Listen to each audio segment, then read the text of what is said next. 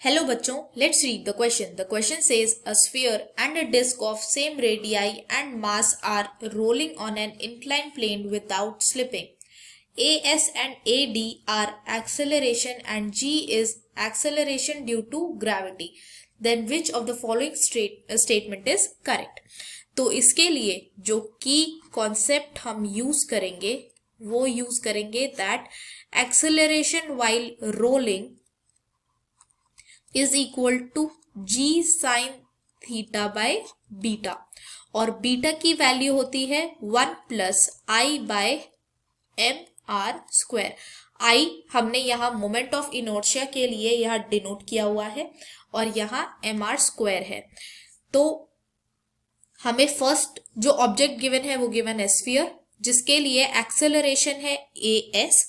Second object हमें given है यहाँ पर डिस्क जिसके लिए हमें एक्सेलरेशन गिवन है डी। तो यहाँ हमें बताना है कि जी, एस और एडी ये वैल्यूज का डिसेंडिंग ऑर्डर।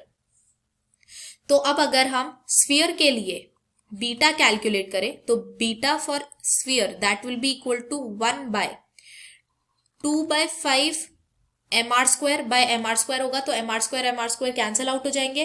तो ये जो वैल्यू आ जाएगी ये आ जाएगी हमारी 7/5।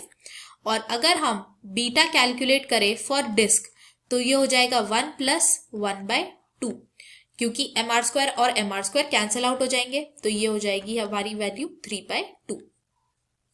अब सेम हम एक्सेलरेशन कैलकुलेट करें तो ए एस की वैल्यू हो जाएगी यहाँ जी साइन थीटा बाय, यहां पर स्फीयर के लिए अगर हमें लिखना है तो हम लिखेंगे 7 और न्यूमरेटर में चला जाएगा यहाँ 5। अब अगर हम डिस्क के लिए लिखें तो acceleration for disc so that will be equal to 2g sine theta by 3। तो ये वैल्यूज हो जाएंगी। अब अगर हम इनको अरेंज करें ऑर्डर में तो इसको अगर हम और सिंप्लीफाई करके लिखें तो ये वैल्यू हो जाएगी 0.67 जी साइन थीटा और अगर हम इसको लिखें तो ये लिख सकते हैं 0.7 जी साइन थीटा। तो ए एस जो है वो ए डी से बड़ा है और अगर हम g की बात करें और एक्सेलरेशन ड्यू टू ग्रेविटी वो g है तो ये वैल्यू मिनिमम हो जाएगी इनके केस में।